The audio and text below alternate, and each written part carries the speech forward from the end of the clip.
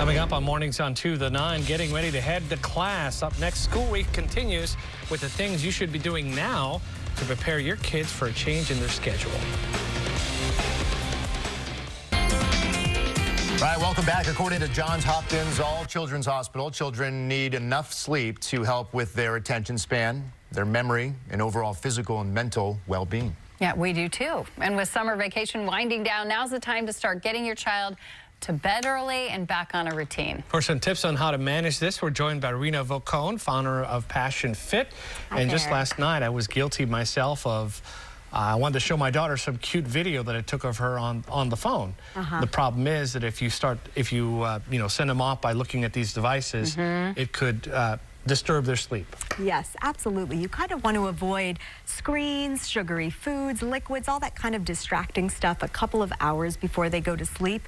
Oftentimes the kids are hyper, they're overstimulated, they may have to keep getting up to go to the bathroom throughout the night, and that just becomes really disruptive. So should I do this like a week or two out?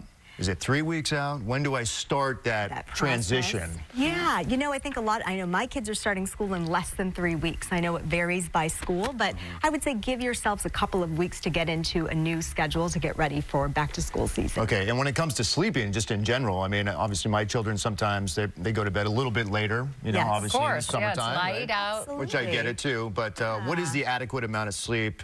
And I'll just use, for example, an 8-year-old. Yeah.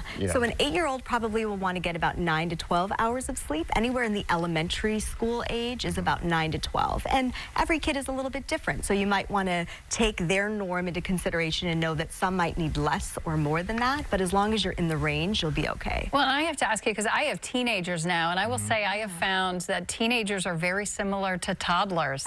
They need to go back into a routine and calm down, and they're more likely to be on these electronics, but it's harder to kind of get them to sleep earlier and on a routine. Recommendations? It is harder, yeah. The teenagers usually need about 8 to 10 hours of sleep, but yeah, breaking them free from those screens can be difficult, but I would say just, you know, keep articulating to them why it's so important to get back into that schedule so that they'll be better prepared for school, they'll be able to, you know, function better and be more alert, and just little by little, right? It doesn't have to all be overnight, you know, maybe that's why we do it a couple of weeks in advance. Baby steps. Baby steps. When does it start switching over?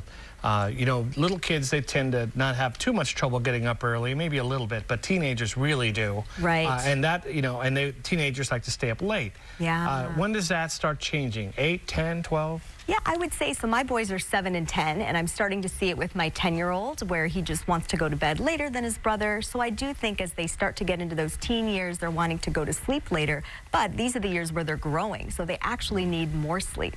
So that's where it's so important. It doesn't just benefit them, you know, physically, but I mean also health-wise. I mean, I guess I should say it is all physical, but mental, but also physical. Physical and mental, right? It can prevent things like depression, diabetes, heart disease, obesity. These are all risks of not getting enough sleep consistently. You know what I get? You know what I get over the summer? It's like, I don't need to shower tonight, Dad. I don't need it. It's summertime. I don't need to do it. I was in the pool. I got all this chlorine in me. You know, I can sleep with. But that's you got to shut it down. You got to shut it down and maybe start some of those rituals like the showers and bath times and brushing the teeth maybe about an hour before bed, because it's so hard to make that transition. It's interesting you say no milk. I understand no juice.